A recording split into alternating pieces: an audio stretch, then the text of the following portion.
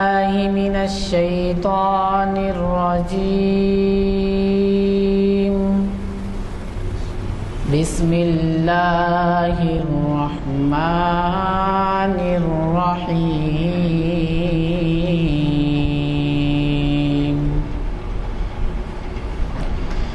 الذين جعلوا القرآن عضين فوربك لنسألنهم أجمعين. الذين جعلوا القرآن عضين فوربك لنسألنهم أجمعين عما كانوا يعملون. فاصدع بما تؤمر وأعرض عن المشركين. صدق اللہ العظیم. السلام علیکم. میں سید حامد حسینی سماجی کارکن حزب خواہ جناب غلام یزدانی صاحب، کنوینر محافل مسجد عالیہ گن فاؤنڈری، اب آپ کی خدمت میں آج کے عنوان اور مقرر صاحب کے تعلق سے جو ہے تفصیلی عنایت فرماؤں گا. موضوع خود کی تجویز کردہ عنوان مسلمانوں میں فرقہ بندی کی تاریخ پر روشنی ڈال رہے ہیں. میں ہماری آج کی یہ محفل تاریخ اسلام کی 597ویں نشست بروز ہفتہ 4 مئی 2013 عیسوی مطابق 23 جمادی اول 1434 ہجری جامع مسجد عالیہ گن فاؤنڈری کے کانفرنس ہال میں بعد نماز عصر منعقد ہو رہی ہے.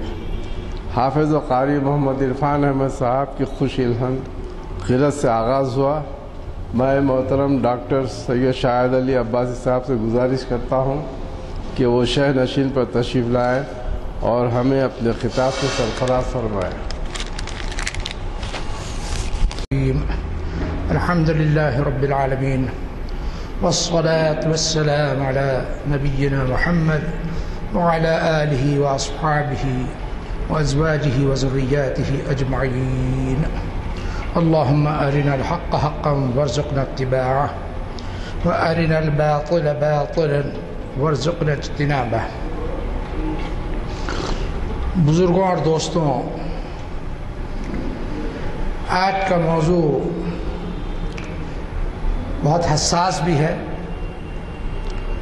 اور بہت کم وقت میں بہت بڑے دور کو سمیٹنے کی کوشش مجھے کرنی ہے. اللہ تعالیٰ سے دعا ہے کہ میں موضوع سے مقررہ وقت کے اندر انصاف کرنے میں کامیاب رہوں. آمین. مسلمانوں سے قرآن مجید میں اللہ تعالیٰ نے فرمایا وَاعْتَصِمُوا بِحَبْلِ اللَّهِ جَمِيعًا وَلَا تَفَرَّقُوا. اللہ کی رسی کو مضبوطی سے تھامو اور جدا جدا مت ہو جاؤ.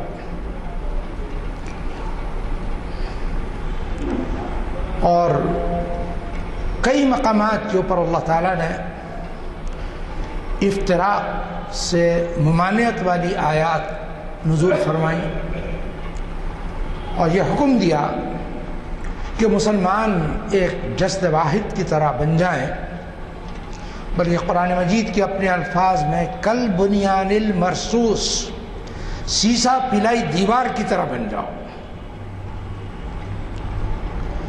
اب ہم کو نہ سیسا پلائی دیوار دکھائی دیتی ہے نہ ہم کو ایک دیوار دکھائی دیتی ہے. مسلمان جتنے ہیں ایسے محسوس ہوتا ہے بعض وقت کہ اتنے ہی ان میں فرقے پیدا ہو گئے. نعوذ باللہ، ایسا محسوس ہوتا ہے، حالانکہ یہ بات ہے نہیں.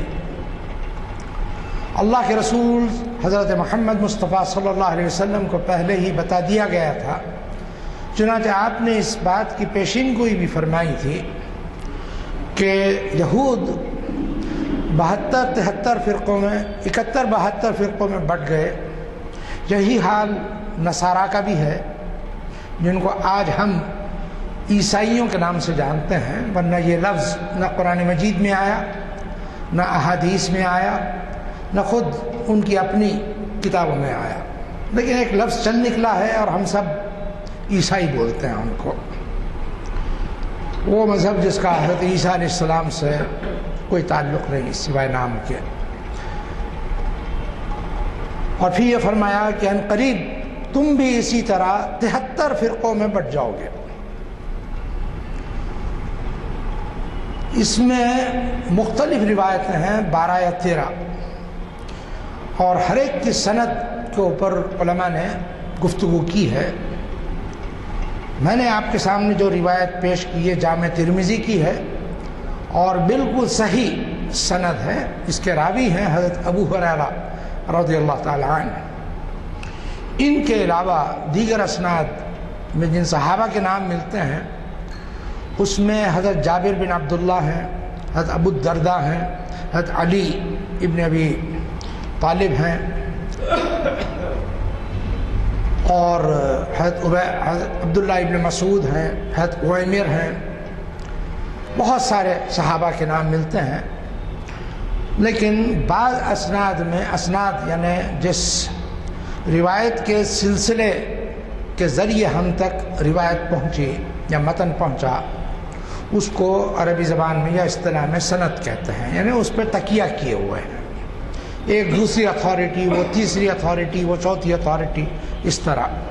تو اس میں بعض لوگوں کے بارے میں محدثین کو کلام ہے، ضعیف قرار دیا، لیکن یہ بات تقریباً ثابت ہے کہ یہ حدیث اللہ کے رسول صلی اللہ علیہ وسلم نے فرمائی.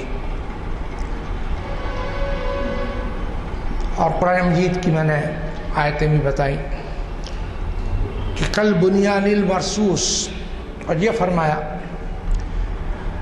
ورنہ تمہاری ہوا اکھڑ جائے گی.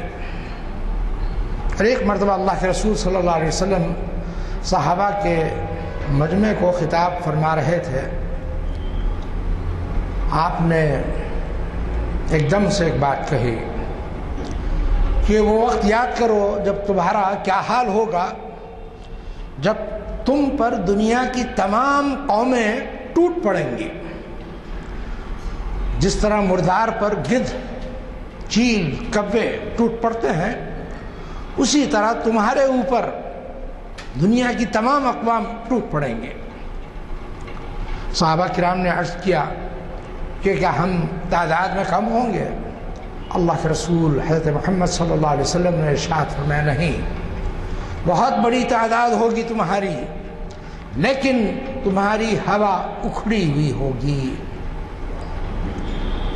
یعنی تمہارے دلوں میں پست ہمتی ہوگی اور تفرقے کی وجہ سے متحد ہونے کی جانب کوئی کوشش تمہاری طرف سے نہ ہو رہی ہوگی. خود حضرت صلی اللہ علیہ وسلم کے اپنے دور کا واقعہ ہے کہ آپ کے سامنے مال غنیمت رکھا تھا، آپ تقسیم فرما رہے تھے. ایک شخص آیا، اس کا نام حدیث میں آیا ہے ذوالخویصرہ، اور آ کر کہا کہ محمد انصاف کرو صلی اللہ علیہ وسلم. آپ نے فرمایا میں اللہ کا نبی، اللہ کا رسول ہوں، اگر میں انصاف نہیں کروں گا تو کون انصاف کرے گا؟ تو پھر اس پہ دوبارہ اس نے سخت کلامی کی. رسول اللہ صلی اللہ علیہ وسلم نے بہت ہی نرمی سے جواب دیا میں انصاف ہی سے کام کر رہا ہوں. اس پر اس کے چہرے کا رنگ متغیر ہو گیا، وہ پلٹ کر بڑبڑاتا ہوا چلا گیا. صحابہ کو رسول اکرم صلی اللہ علیہ وسلم کے حلم پر اتنا تعجب نہیں ہوا جتنا اس پر ہوا کہ آپ نے کسی کو اشارہ نہیں کیا کہ اس کو قتل کر دے. بعض صحابہ نے آپ سے عرض کیا اجازت ہو تو ابھی اس کو ختم کر دیں، تو آپ نے فرمایا نہیں، لیکن اس قسم کے اس اصناف کے یا اس کی ذریت میں ایسے لوگ پیدا ہوں گے جن کے ماتھوں پر اونٹوں کے گھٹنوں میں جس طرح گٹھے پڑے ہوئے ہوتے ہیں اس طرح گٹھے پڑے ہوئے ہوں گے. شب و روز قرآن کی تلاوت ان کا معمول ہوگا، لیکن قرآن مجید ان کی حلق سے نیچے نہیں اترے گا، یعنی دل قرآن سے خالی ہوگا، صرف زبان قرآن مجید کی تلاوت کرے گی. اور فرمایا کہ ان کی داڑھیوں سے وضو کا پانی ٹپک رہا ہوگا اور ایسی عبادت کریں گے کہ تم لوگ اگر انہیں دیکھتے تم رشک کرتے ان کی عبادتوں پر. بعض لوگوں نے اس حدیث کا رخ موڑ دیا تبلیغی جماعت کی طرف. حالانکہ تبلیغی جماعت کا کوئی بھی اللہ سے مضبوط تعلق رکھنے والا شخص جو ہوگا اس کے ماتھے پہ گٹھا ضرور ہوگا، اور جب تازہ وضو کرے گا تو اس کی داڑھی سے وضو کا پانی بھی گرے گا. عبادت بھی کرے گا. کیوں عبادت کرے گا؟ اس لیے کہ اللہ کے رسول کو اللہ کی عبادت مطلوب تھی، مرغوب تھی. اللہ کے رسول کی اتباع میں ہم آپ سب عبادت کرتے ہیں.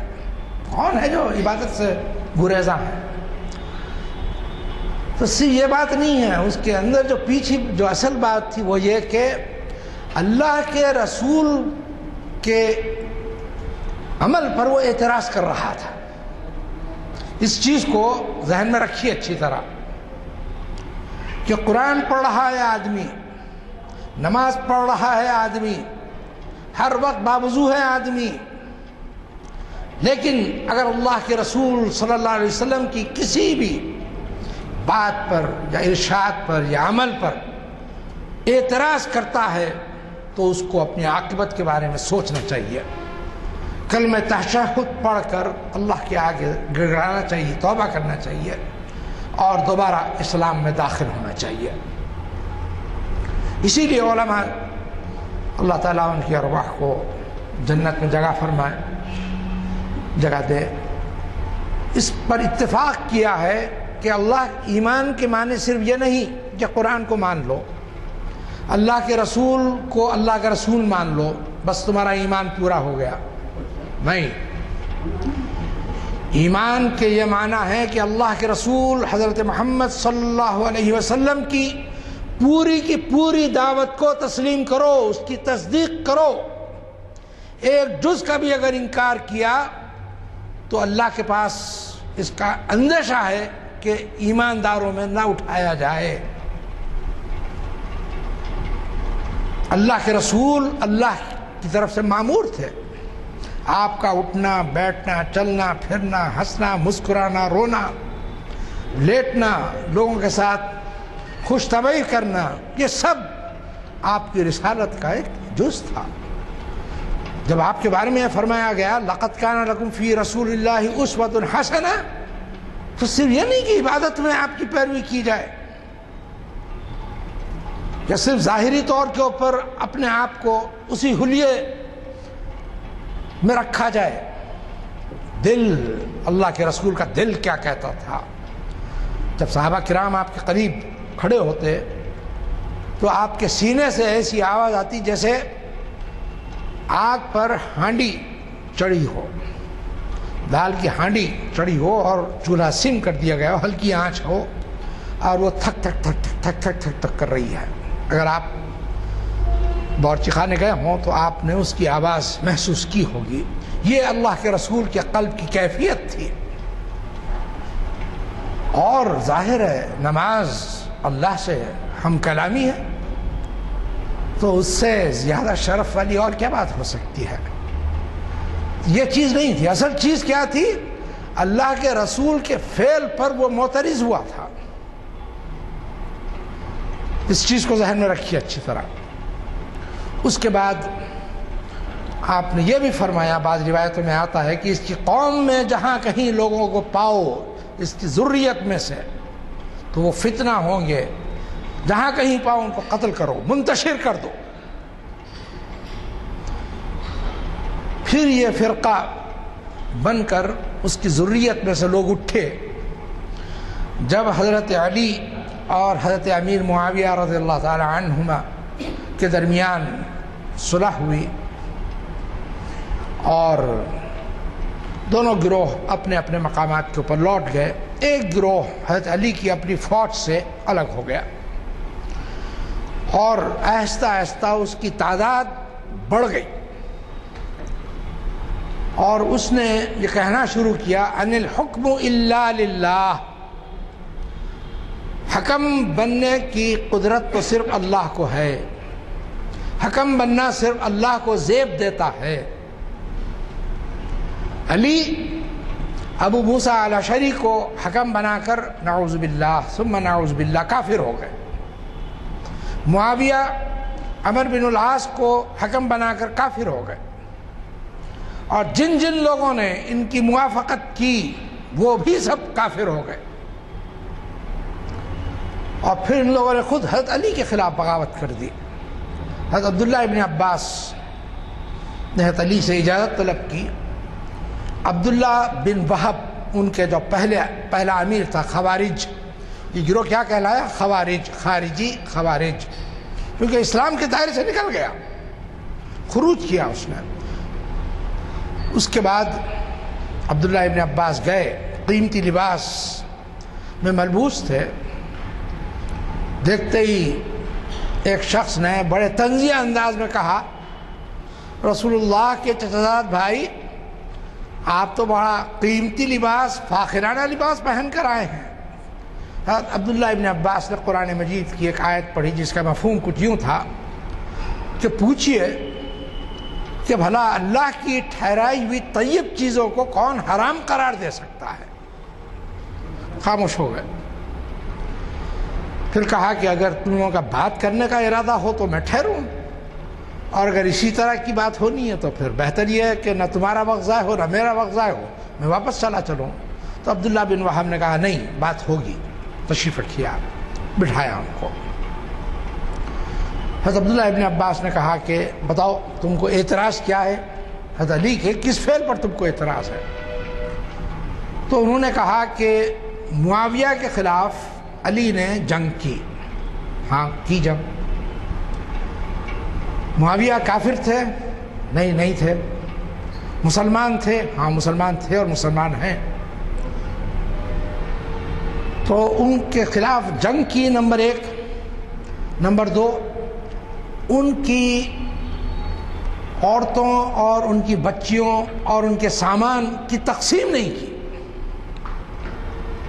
اور یہی حال معاویہ سے پہلے کی جنگ میں کیا، جس کو جنگ جمل کہا جاتا ہے، بیٹل آف کیمل، جس میں حضرت عائشہ رضی اللہ تعالی عنہا حضرت عثمان کے قصاص کا مطالبہ لے کر، دراصل حضرت علی کی تائید کے لیے آپ کے گرد جو گروہ جمع ہو گیا تھا اس کو منتشر کر کے حضرت علی کی طاقت بڑھانے کے لیے حضرت زبیر بن العوام اور حضرت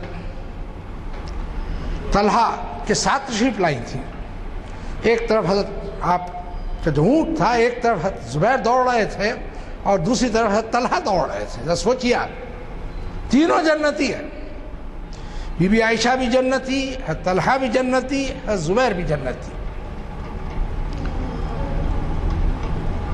جب آئے ان کے خلاف بھی جنگ ہوئی تو کہا کہ اس وقت بھی جنگ کی، اس وقت بھی تقسیم نہیں کی۔ عبداللہ ابن عباس خاموش سے سنتے رہے۔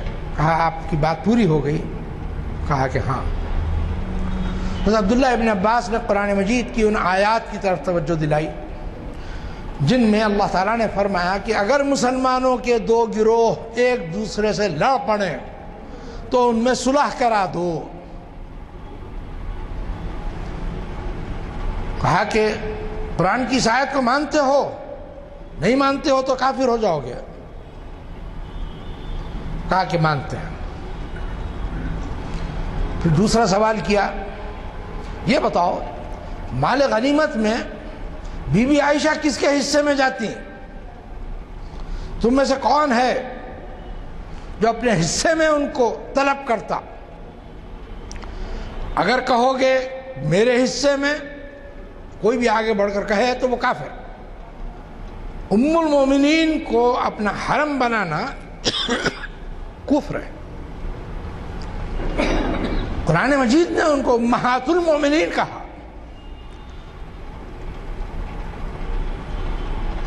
تو اللہ جواب ہو گئے, خاموش ہو گئے. پھر کہا کہ اصل بات کیا ہے یہ تو بولو. تو کہنے لگے کہ حکم اللہ کے علاوہ کوئی دوسرا نہیں ہو سکتا.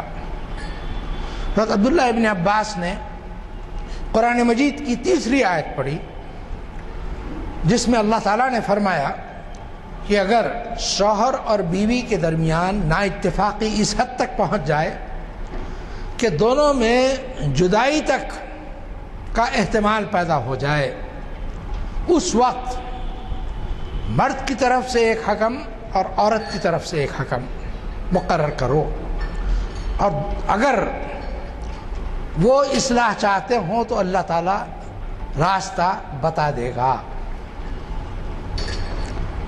کہا کہ قرآن میں ہے یا نہیں؟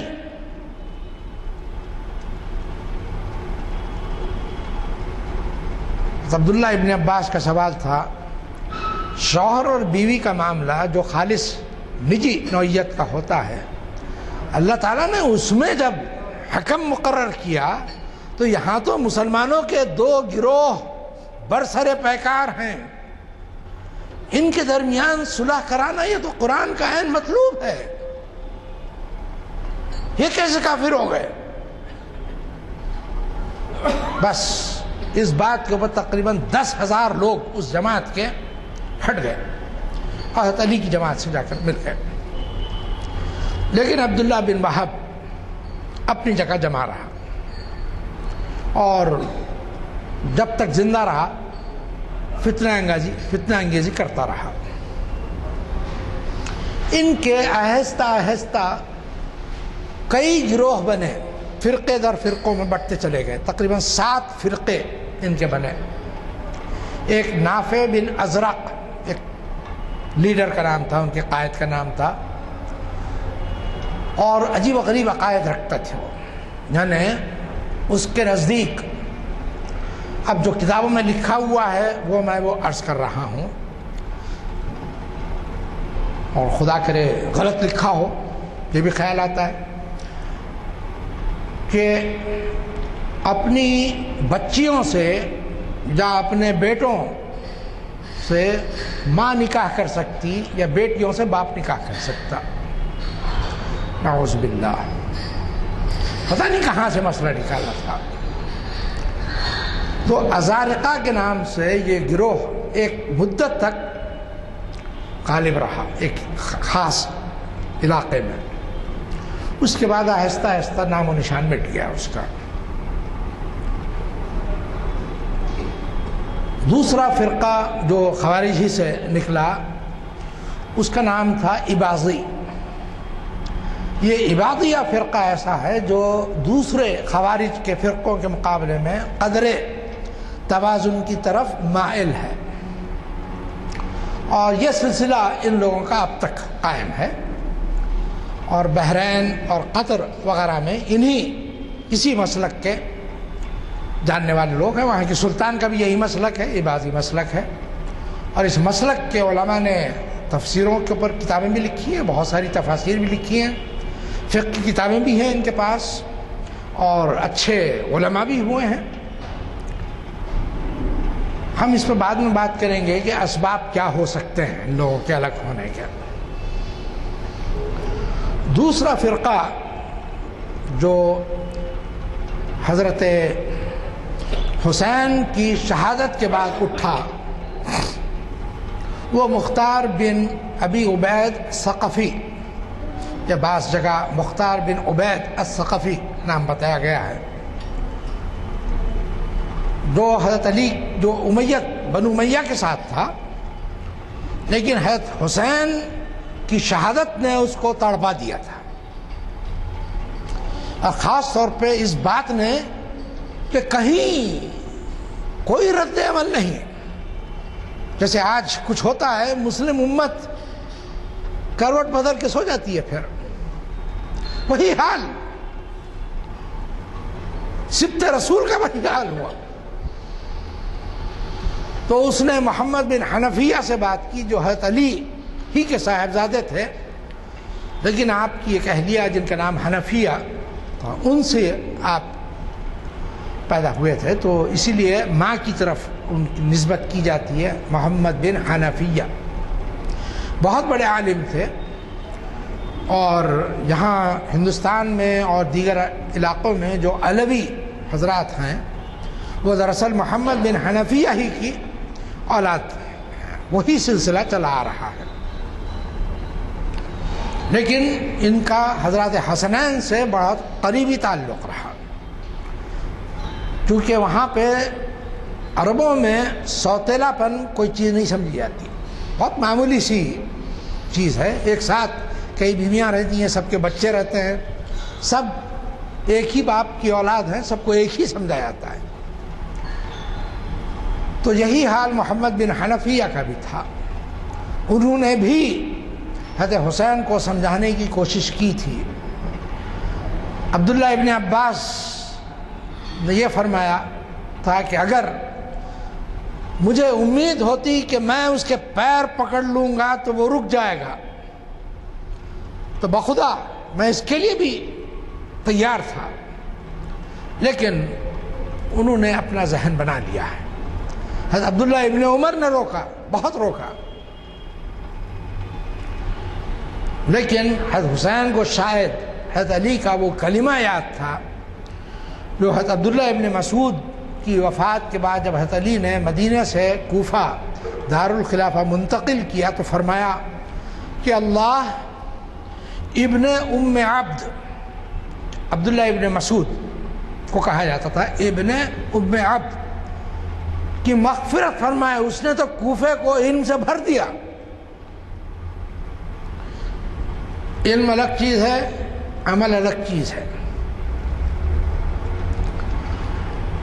علم اگر ایمان کے ساتھ قلب میں جاگزی ہوتا ہے تو اس کے ثمر حسن اعمال کی شکل میں نظر آتے ہیں، اور اگر علم صرف زبان کی حد تک رہ جاتا ہے تو پھر منافقت میں اور اس میں کوئی فرق نہیں رہتا. علم حاصل اسی لیے کیا جاتا ہے کہ اللہ کی مطلوب چیز کے اوپر مضبوطی سے قائم ہوا جائے، اور جو چیز اللہ کو مبغوض ہے، یعنی جس سے اللہ تعالیٰ انتہائی خفا ہے، ان اعمال سے خود کو دور رکھا جائے. بات سیدھی ہے، سمجھ میں آ گئی نا؟ بہت تو ٹوک بات ہے، لیکن صرف علم کا پہنچا دینا کافی نہیں ہوتا جب تک اس پہ عمل نہ کریں.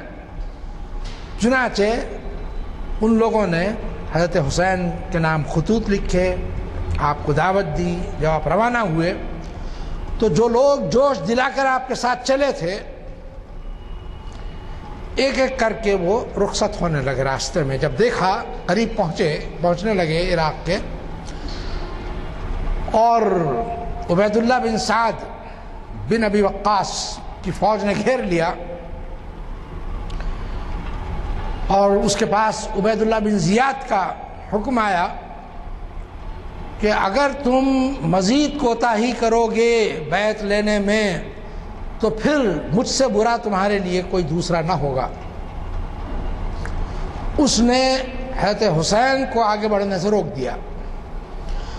حضرت حسین نے کہا کہ مجھے کم از کم دمشق جانے دو، یزید سے تو مل لو. انہوں نے کہا نہیں جا سکتے آپ.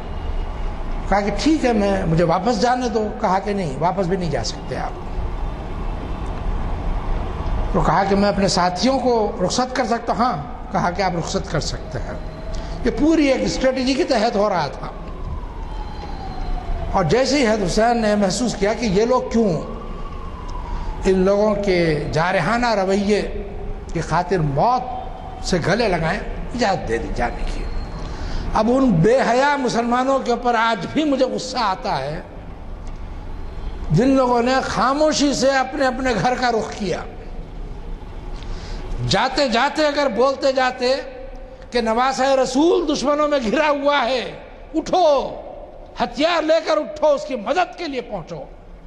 پتہ نہیں کتنے ہزار لاکھ مسلمان پہنچ جاتے وہاں پر۔ بھائی سلامتی اسی میں سمجھی کہ سیدھے گھر جائیں، آرام سے چادر تانے لیٹ جائیں۔ اب تاریخ کا عجیب المیہ ہے، ان لوگوں کے نام کسی نے درج نہیں کیا۔ یہ کون لوگ تھے؟ حضرت حسین کو ایک طرف جوش دلاتے ہیں، اور جب وقت پڑتا ہے، جب ضرورت ہوتی ہے، اس وقت وہاں سے سرک جاتے ہیں۔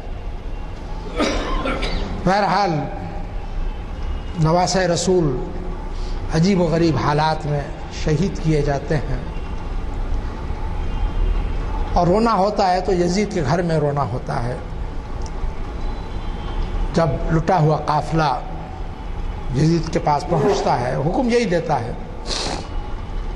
کہ جو کچھ لوگ بچ گئے ان کو میرے پاس بھیج دو۔ اپنے گھر کی عورتوں کو کہتا ہے کہ آہو بکا میں تم بھی ان کا ساتھ دو، ماتم کرو۔ 3 دن تک ماتم ہوتا ہے۔ اس کے بعد اللہ اکبر، ان کو انتہائی عزت و احترام سے جہاں جانا چاہیں پوچھتا ہے، مکہ معظمہ جانا چاہتے ہیں یا مدینہ منورہ، جہاں جانا چاہیں جا سکتے ہیں۔ اور پھر عبید اللہ بن زیاد کو خط لکھ کر یہ کہتا ہے کہ آئندہ میں تیری صورت نہ دیکھوں، تو نے ایک ایسا عمل کیا ہے جس کو کوئی برداشت نہیں کر سکتا۔ بہرحال یہ ایک الگ قصہ ہے، کوئی انتقام نہیں لیا گیا۔ یزید اگر خلیفہ تھا اور اس کی اجازت کے بغیر عبید اللہ بن زیاد نے ایک قدم اٹھایا تھا تو یزید کا کام تھا کہ قصاص لیتا۔ عبید اللہ بن سعد بن ابی وقاص اگرچہ بڑے باپ کے بیٹے تھے، لیکن اگر انہوں نے قتل کیا ہے تو قصاص میں ان کو قتل کیا جاتا۔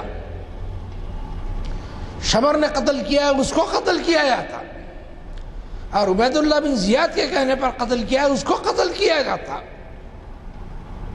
کوئی باس پرس نہیں، کچھ نہیں، سرد مہری۔ دیکھیے 4-5 سال سے زیادہ وہ بھی زندہ نہیں رہ پایا، ختم ہو گیا۔ اور اس کے بیٹے نے ٹھوکر ماری خلافت، کہا یہ چیز مجھے نہیں چاہیے۔ خون، مسلمانوں کا خون اتنا ارزاں ہو گیا ہے کہ تلواریں نکلتی ہیں اور تڑپتی ناشیں دکھائی دیتی ہیں، نہیں مجھے کوئی دلچسپی نہیں، الگ ہو گیا۔ اور پھر تو ایک بہت بڑی تعداد میدان میں کود پڑی۔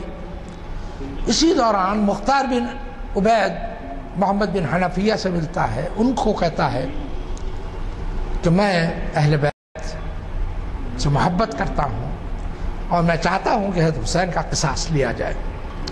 ظاہر ہے وہ بھی اپنے بھائی کی موت سے بہت مغموم تھے، آمدہ ہو جاتا ہے، اور پھر ان کے نام پر وہ دعوت دینے لگتا ہے۔ اب آہستہ آہستہ لوگوں میں جوش ماننے لگتا ہے، خون، اور لوگ اس کے گرد جمع ہونے لگتے ہیں۔ اس کے بعد ایک ایک شخص کو چن چن کر وہ اپنی تلوار سے خود مارتا ہے، شمر ہو یا عبید اللہ بن سعد ہو، جو بھی اس گروہ میں شامل تھا، جس نے بھی یزید کی فوج کا ساتھ دیا تھا، اس وقت ایک ایک آدمی کو قتل کرتا ہے، اور اس پر اس کی پیاس ختم نہیں ہوتی۔ اس کو جب یہ محسوس ہوتا ہے کہ اب لوگ مجھ سے ڈرنے لگے ہیں، تو سر میں ایک دیوانگی یا سودا سماتا ہے کہ جب اتنے لوگ میدان میں کودے ہیں خلافت کے نام پر، تو میں بھی کیوں نہ کود جاؤں۔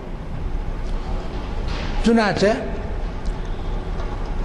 خود تو ہمت نہیں کرتا، اس کو یہ اندازہ رہتا کہ میں بنو ثقیف کا ہوں، مجھے لوگ قبول نہیں کریں گے، احترام ضرور کریں گے لیکن قبول نہیں کریں گے، تو محمد بن حنفیہ کو آگے بڑھاتا ہے۔ اور جب محمد بن حنفیہ کو اندازہ ہوتا ہے تو وہ اس سے برات کرتے ہیں، تو دھمکی یہ دیتا ہے آپ تک شاید اللہ کے رسول کی وہ حدیث نہیں پہنچی۔ کہا کون سی حدیث؟ کہا کہ جب حضرت امام مہدی کا ظہور ہوگا تو اللہ تعالیٰ ان میں خصوصیت پیدا فرمائیں گے کہ ان کے اوپر کوئی تلوار اثر نہیں کرے گی، اور آپ ہی تو مہدی ہیں، جس کو چاہے آزما کے دیکھ لے آپ مہدی ہیں یا نہیں ہیں۔ محمد بن حنفیہ کو بہرحال اپنی جان پیاری، سب کو جان پیاری ہوتی ہے، ان کو بھی پیاری تھی، کم از کم اس کی طلاقت لسانی کی وجہ سے اپنی جان سے تو کھیل نہیں سکتے تھے، چنانچہ انہوں نے خاموشی کو ترجیح دی۔ لیکن بعد میں جو آپ کے قریب کے لوگ تھے ان سب کو خبردار کر دیا کہ اس کی سازشوں سے باخبر رہو۔ اس نے ایک فرقے کا روپ لے لیا، کیسانیہ، اور یہ فرقہ آگے چلا، اور اسی فرقے سے کچھ پہلے آپ کہہ سکتے ہیں، یعنی حضرت علی رضی اللہ تعالی عنہ کے اپنے زمانہ خلافت میں ایک یہودی جس کا نام عبداللہ بن سبا بتایا جاتا ہے، جس کا تعلق صنعاء یمن میں جو شہر ہے وہاں سے تھا، اور ایک سیاہ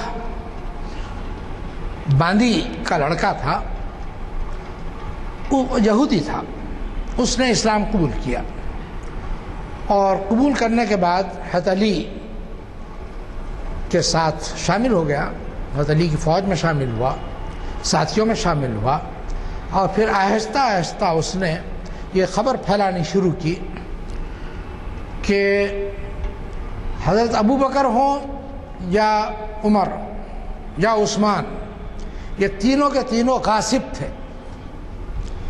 علی کا حق ان تینوں نے غصب کر لیا تھا، اصل امام اور خلیفہ حضرت علی کو بننا چاہیے تھا، ان لوگوں کی وجہ سے تعطل کا شکار بن گئی خلافت،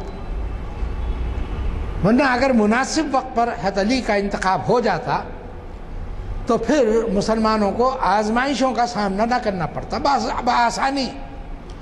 اور اس میں ایک شوشہ اور یہ جوڑ دیا کہ حضرت علی میں اللہ نے حلول کیا ہے، نعوذ باللہ، جس کو ہم ری انکارنیشن یا انکارنیشن کہتے ہیں، اللہ نے حضرت علی میں حلول کیا ہے، تو صورتاً علی ہیں، حقیقتاً علی، یعنی کون علی؟ جو اللہ کا نام ہے، وَهُوَ الْعَلِيُّ الْعَظِيمُ، آیت الکرسی میں ہم پڑھتے ہیں اللہ کا نام بھی علی ہے، تو دراصل وہ علی ہے۔ جب حضرت علی کو یہ بات کسی نے پہنچائی تو آپ غصے سے بےتاب ہو گئے، کہا کہ لاؤ اس ظالم کو، وہ ظالم ٹھہرتا نکل گیا وہاں سے، آپ نے اس کو شام کی طرف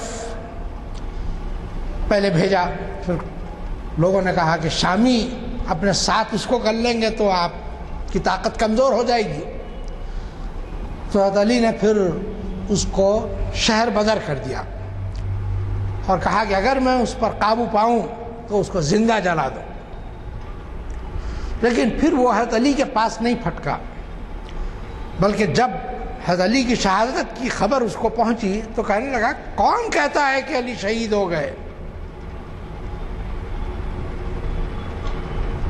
جس طرح عیسیٰ کو اللہ تعالیٰ نے کلمۃ منہ کہا، اسی طرح حضرت علی بھی کلمۃ منہ، حضرت علی کی، حضرت عیسیٰ کی اگر پرستش عیسائی کرتے ہیں تو ہم اس کے زیادہ مستحق ہیں کہ ہم علی کی پرستش کریں، نعوذ باللہ۔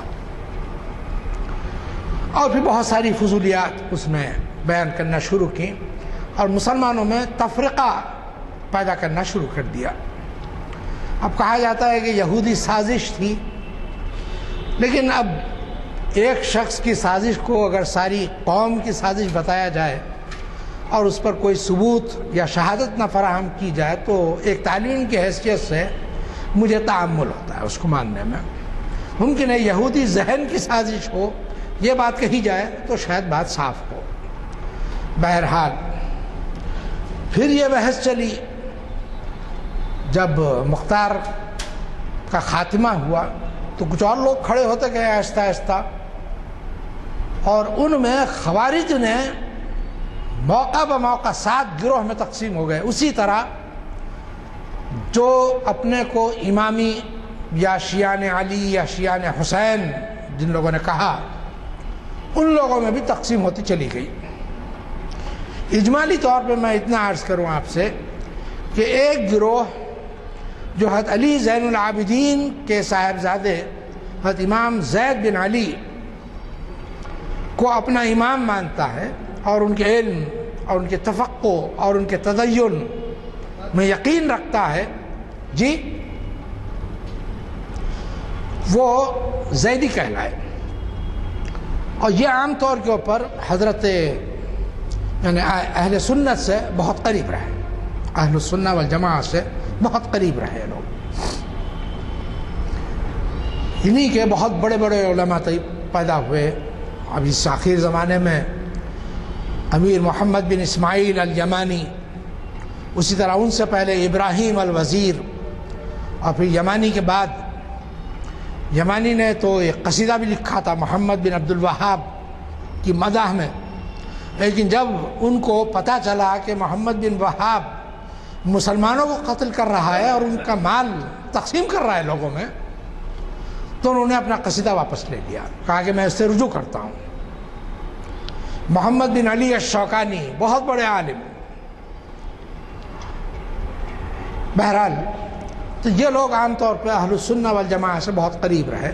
اور جب حضرت زید بن علی سے پوچھا گیا کہ آپ لوگوں کا آپ کا موقف حضرت ابوبکر اور حضرت علی حضرت عمر کے بارے میں کیا ہے، انہوں نے کہا وہ بہت بڑے بزرگ تھے، صحابہ میں اونچا مقام حاصل تھا ان کو، تو کہا تو پھر ہم آپ سے قریب نہیں رہ سکتے۔ انہوں نے کہا تم کو جانا جاؤ، میں صحابہ کے ساتھ رہوں گا، میں صحابہ کو نہیں چھوڑ سکتا۔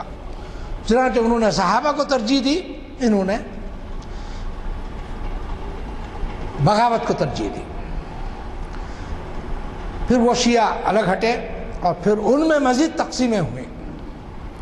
مزید تقسیم یہ ہوئی کہ حضرت امام جعفر صادق کے بڑے صاحبزادے جن کا نام اسماعیل تھا، ان کے اپنے والد کی وفات سے پہلے وہ وفات کر گئے، تو لوگوں نے کہا کہ یہ وصی امام ہیں، امام نے ان کو اپنے بعد وراثت منتقل کر دی تھی، اب وہ وراثت ان کی اولاد میں تقسیم ہوتی رہے گی، جاتی رہے گی۔ چنانچہ ان کے نام سے آپ دیکھیں گے اس وقت اسماعیلی فرقہ جگہ جگہ ہندوستان میں خاص طور کے اوپر بہت زور میں ہے۔ ایک داؤدی بوہرے ہیں، ایک تو بوہرے کہلاتے ہیں اور ایک خوجے کہلاتے ہیں۔ داؤدی بوہرے ہیں جو سیدنا طاہر سیف الدین وغیرہ میں یقین رکھتے ہیں، ان کو داعی مطلق مانتے ہیں، اور دوسرے ہیں جو آغا خان، اس وقت آغا کریم خان، ان کو اپنا زندہ امام مانتے ہیں۔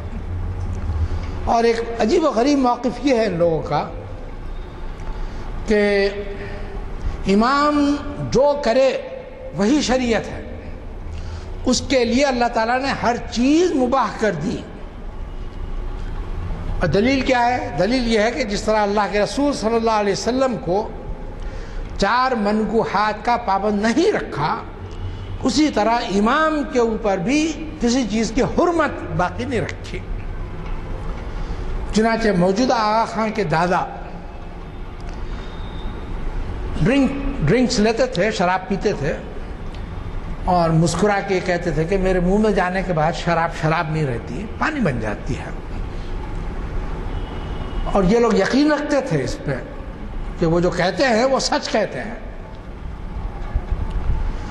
دوسرے ان لوگوں میں جب مصر پہ قبضہ ہوا تھا، فاطمیین مصر جو کہلاتے ہیں اور اسماعیلی حضرات ہی تھے، ان لوگوں نے عبید اللہ المہدی جو حضرت اسماعیل کی اولاد سے چلتا ہوا یمن سے کھڑا ہوا تھا، اور اس نے کہا تھا کہ میں فاطمی ہوں، کیونکہ سادات میں اب صرف حضرت علی کے خاص حضرت حسنین کی اولاد نہیں رہی، بلکہ عبداللہ ابن عباس کی اولاد یا اور کیونکہ حضرت عباس کے بارے میں رسول اکرم صلی اللہ علیہ وسلم نے کچھ ارشاد فرمایا تھا، لہٰذا وہ بھی اپنے کو ان کو بھی لوگ سادات سمجھنے لگے تھے۔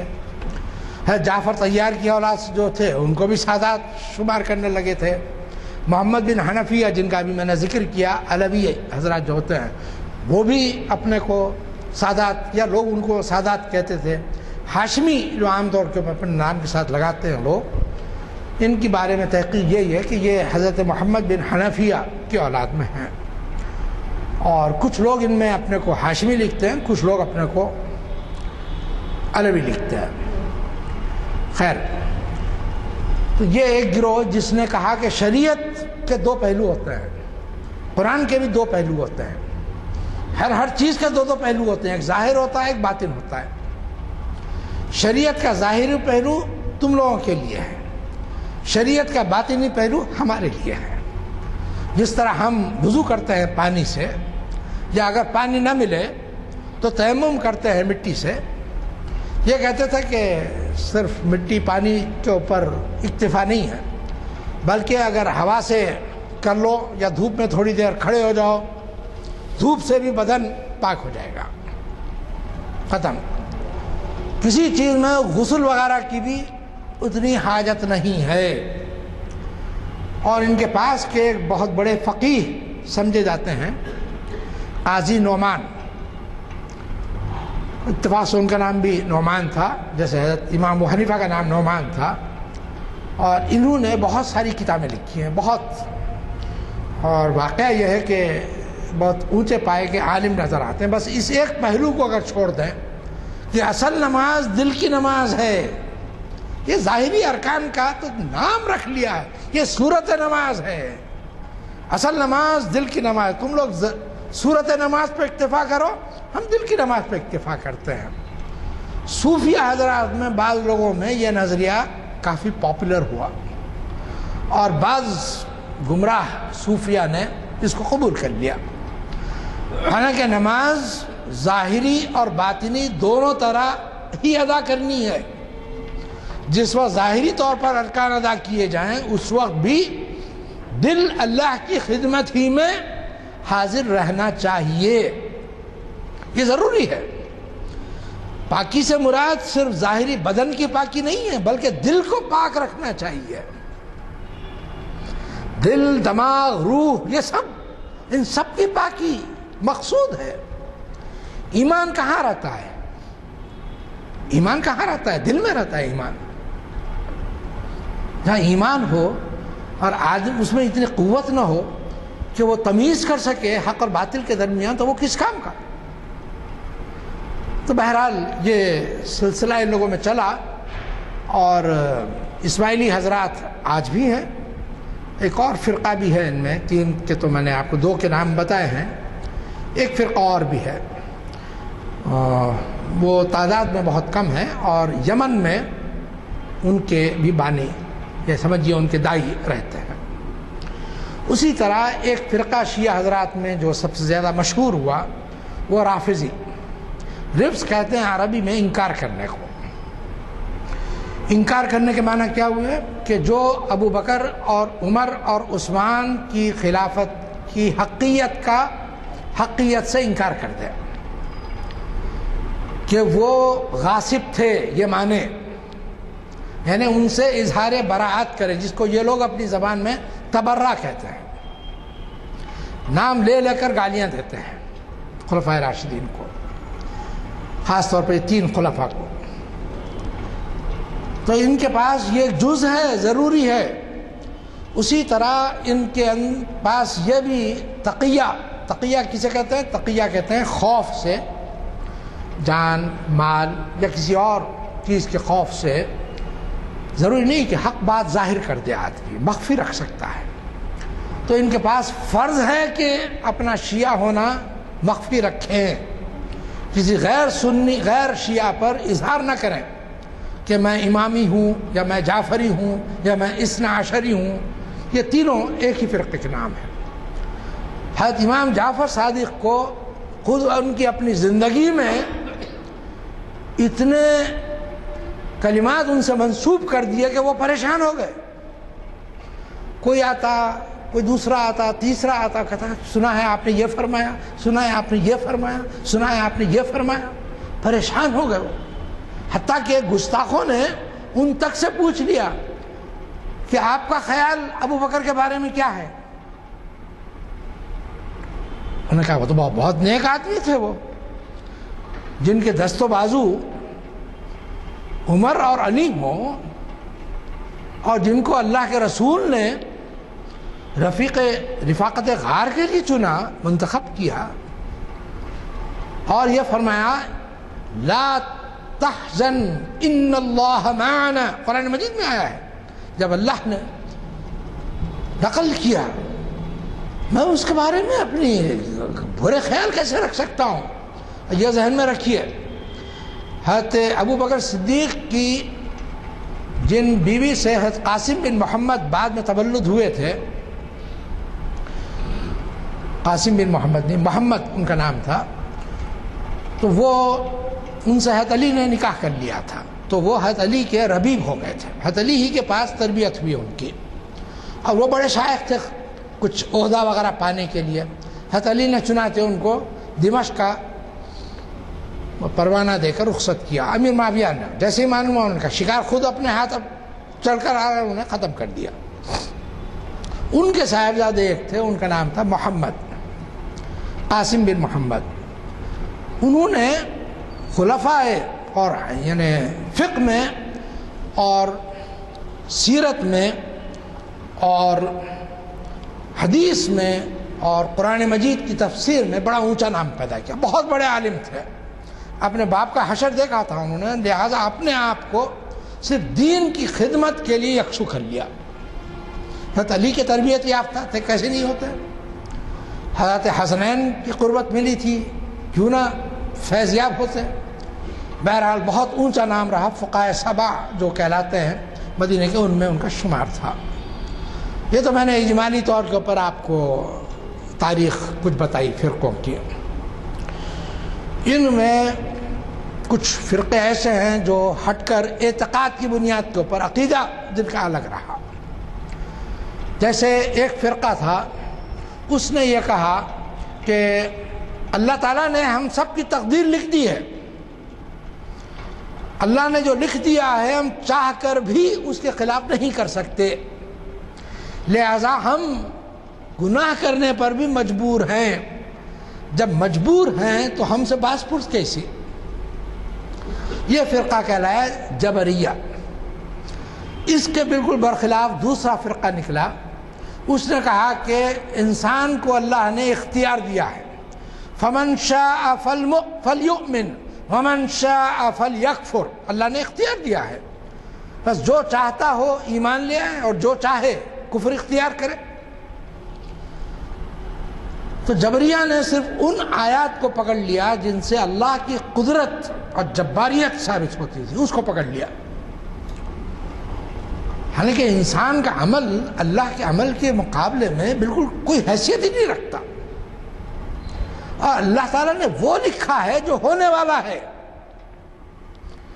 اس لیے نہیں لکھا کہ ایسا ہی ہو، بلکہ اللہ کے علم میں، علم ازلی میں یہ تھا کہ شاہد علی عباسی اس وقت آپ لوگوں سے شرف مخاطبت حاصل کر رہے ہوں گے.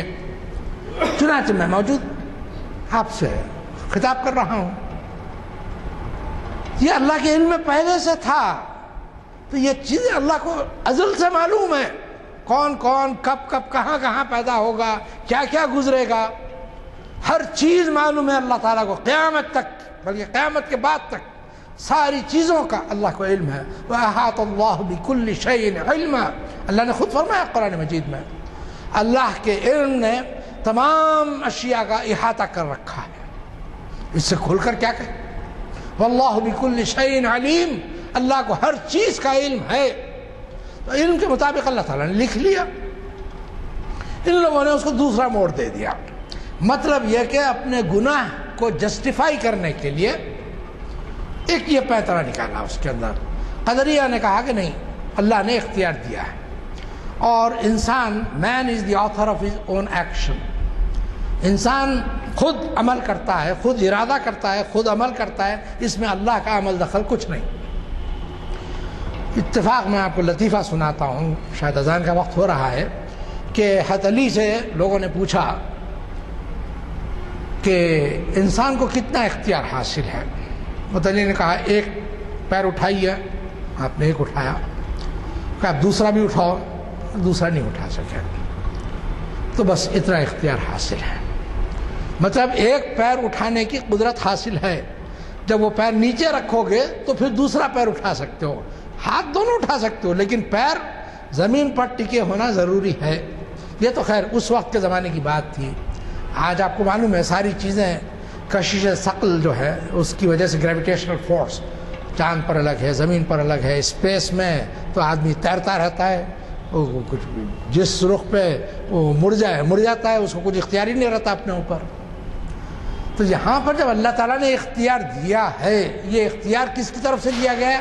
اللہ کی طرف سے دیا گیا ہے، لہذا یہ مؤکد ہوا۔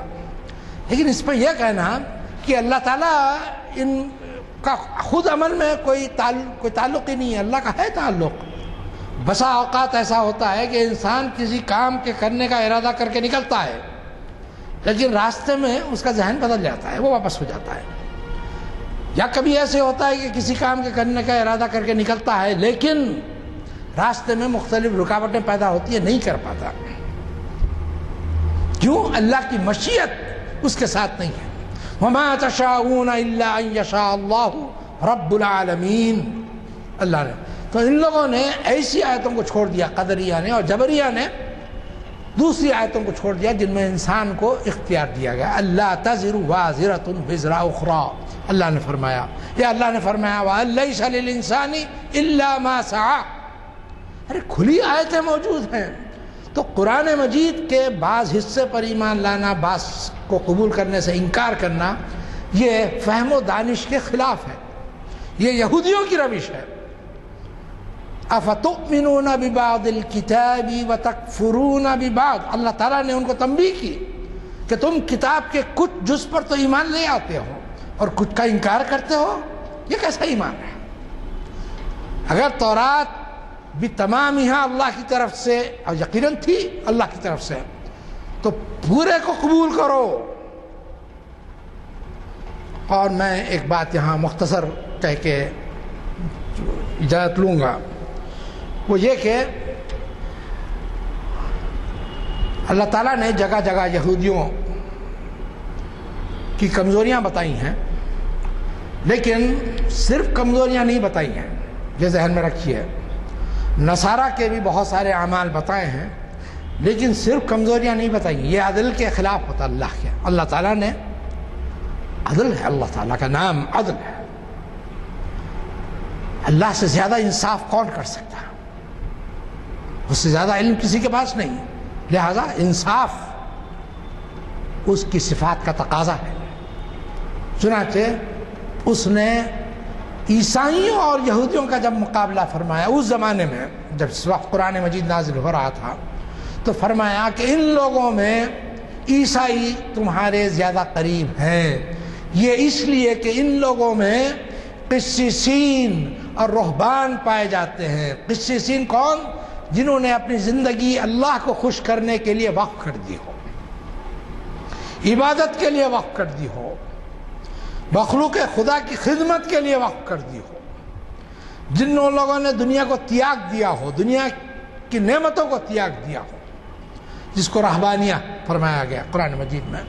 اللہ کے رسول نے فرمایا لا رہبانیت فی الاسلام، اسلام میں رہبانیت کی کوئی جگہ نہیں ہے۔ ٹھیک ہے، ہمارے پاس کوئی جگہ نہیں ہے، عیسائیوں میں تھی۔ اور ابتدعوہا، اللہ تعالیٰ نے جو لفظ استعمال فرمایا اس پہ مفسرین نے یہ لکھا ہے کہ اللہ نے بھی وہاں مذمت نہیں کی، بلکہ یہ فرمایا کہ اس کے حقوق کی رعایت نہیں کر سکے۔ وہ ایک چیز کو اپنے اوپر لازم کر لیا، رہبانیت کو، کہ تمام لذت یابیوں سے دور رہیں گے، کنارہ کش رہیں گے، لیکن اس کی پابندی نہیں کر سکے، کیونکہ انسانی فطرت کے خلاف ہے۔ اسلام دین فطرت ہے، اور اسلام صرف اللہ کے رسول صلی اللہ علیہ وسلم پر نازل ہوا دین نہیں، بلکہ حضرت آدم علیہ السلام سے جو دین چلا آ رہا ہے، جس کا اتمام اور اکمال حضرت محمد مصطفیٰ صلی اللہ علیہ وسلم پر ہوا وہ دراصل اسلام ہے۔ ان الدین عند اللہ الاسلام، دین تو اللہ کے پاس اسلام ہی مقبول ہے۔ ومن یبتغی غیر الاسلام دینا فلن یقبل منہ، اور جو کوئی اسلام کے علاوہ کوئی دین قبول کرے اس سے کوئی عمل قبول نہیں کیا جائے گا۔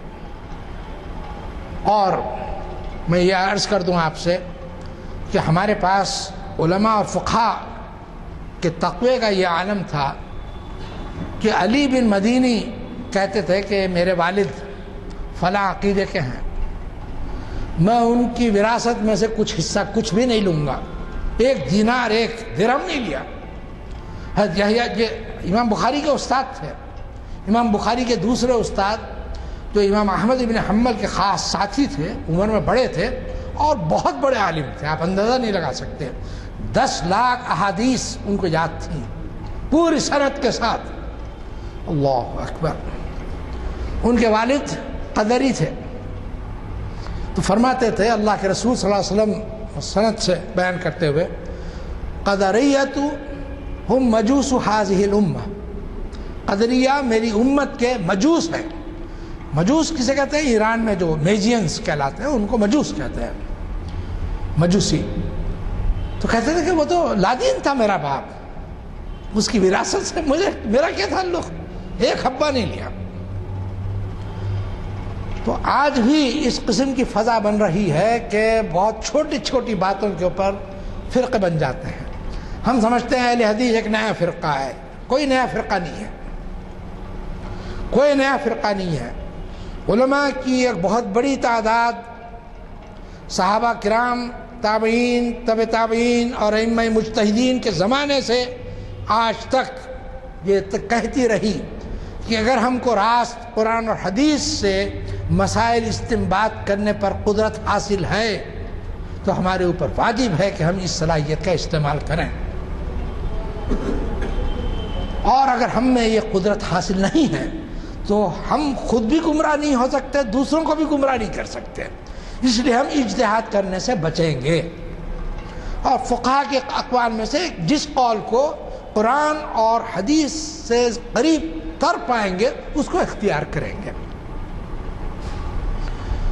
اب یہ جو 4 مشہور مذاہب ہیں، حنفی، شافعی، مالکی، حنبلی، ان کے علاوہ بھی ایک مذہب کسی زمانے میں بہت مشہور ہوا تھا۔ امام شافعی کے ایک شاگرد تھے امام داود بن علی الظاہری، اور بہت اونچے پائے کے عالم، بہت اونچے پائے کے عالم، لیکن چونکہ ان کا مسلک یہ تھا کہ ظاہر قرآن اور ظاہر حدیث کے الفاظ پر جاؤ، لہذا وہ مقبول نہیں ہو سکا۔ اس کے بعد ایک اور عالم اندلس سے، اسپین سے اٹھے، ان کا نام تھا ابو محمد ابن حزم۔ انہوں نے یہ مذہب قبول کر لیا، یہ مذہب فقہ قبول کر لیا، غیر معمولی وسیع علم ان کے پاس، لیکن زبان ایسی تیز تھی ان کی کہ لوگ کہتے تھے حجاج کی تلوار اور ابن حزم کی زبان دونوں ایک ہی قسم کے برابر کی چیز ہے، تیزی ایسی تیزی۔ بہرحال اس وقت یہ مذہب دوبارہ ظہور پذیر ہوا ہے۔ علامہ ناصر الدین البانی اللہ تعالیٰ ان کی مغفرت فرمائے اور ان سے جو بھی خطائیں ہوئی ہوں ان سے تجاوز فرمائے۔ اور ویسے ہی ہم لوگ ہیں یا دیوبندی بریلوی جھگڑا ہے، کوئی جھگڑا ہے ہی نہیں اصل میں، سارا اعتباری جھگڑا ہے، اصل میں ہے ہی نہیں کوئی جھگڑا، عبارت کے سمجھنے میں غلطی ہوئی، بس اتنی سی بات ہے، عبارت کے سمجھنے میں غلطی ہوئی۔ اور ان کو اصرار یہ تھا کہ جو مطلب میں سمجھا ہوں آپ کہیے کہ میرے ذہن میں یہی مطلب تھا، اور پھر آپ کلمہ شہادت پڑھیے، تجدید ایمان کیجیے، تجدید نکاح کیجیے۔ جن علماء کی طرف ایسے خطوط لکھے انہوں نے کہا کہ یہ مطلب تو ہمارے ذہن کے کسی گوشے میں بھی موجود نہیں، ایسا خبیث مضمون اللہ محفوظ رکھے ہمارے ذہنوں کو، کہیں کسی جگہ وہم بھی نہیں ہوا ہم کو کبھی۔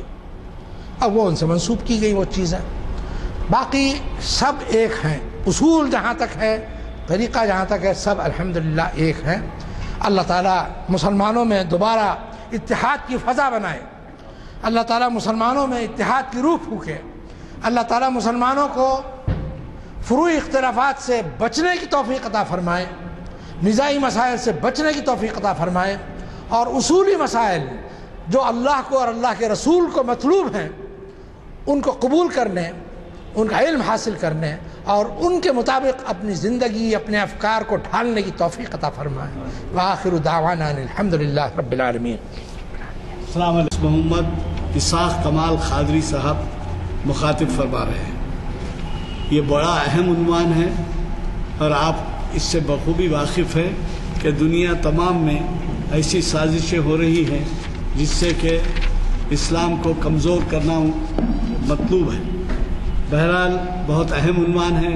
کالجز کو چھٹیاں ہو چکی ہیں، مدرسے بند ہو چکے ہیں، اپنے ساتھ بچوں کو لیتے آئیے، ان کو معلوم ہو کہ بین الاقوامی طور پر مسلمانوں کی کیا حالت ہے۔ تیسرے یہ کہ ڈاکٹر یوسف اعظمی جو بین الاقوامی طور پر ایک اقبالیات کے بڑے اسکالر سمجھے جاتے ہیں، وہ ہمیں مخاطب کر رہے ہیں 8 مئی چہارشنبے کے دن بعد نماز عصر چہارشنبہ اسی مقام پر کانفرنس ہال میں محفل اقبال شناسی کی 713ویں نشست ہے۔ ایلیٹ ایک بہت مشہور انگریز پوئٹ ہے۔ اقبال اور ٹیگور کی شاعری میں انسان کا تصور ظاہر ہے کہ آج جو ماحول ہے اس میں انسانیت کو سب بھلا بیٹھے ہیں، تو اس وجہ سے یہ بھی اہمیت کا عنوان ہے۔ دوسرے یہ کہ کل ہر مہینہ جیسا لیکچر ہوتا ہے صحت کے بارے میں، انوائرنمنٹ اینڈ ڈیولپمنٹ کے عنوان سے اندرا پریا درشنی پبلک گارڈن میں صبح 7 بجے لیکچر ہے۔ یہ ہے پروفیسر کے پرشوتم ریڈی صاحب کا، جو سٹیزنز اگینسٹ پولیوشن کے صدر ہیں۔ صبح 7 بجے تشریف لائیں کل، اور 7 بجے ہمارا ایسے لیکچر کو کامیاب بنائیں۔ اس سے پہلے میں نے اعلان کیا تھا کہ ہماری یادیں کچھ باتیں آپ کے لیے رکھی ہیں یہاں پر رعایتی داموں پر، اگر آپ چاہتے ہیں تو وہ بھی لیتے جائیں، آپ کو جتنی جلدی چاہیں آپ لے سکتے ہیں۔ چونکہ دعا ہو چکی ہے، محفل کی برخاست